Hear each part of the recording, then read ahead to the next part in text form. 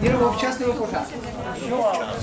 Ale já jsem teďka 3 dní příštího sázel, zeleninu, klečel jsem a takhle to dopadlo.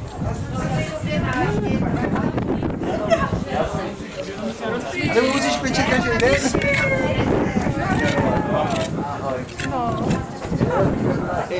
Poslouchej, teď se dál.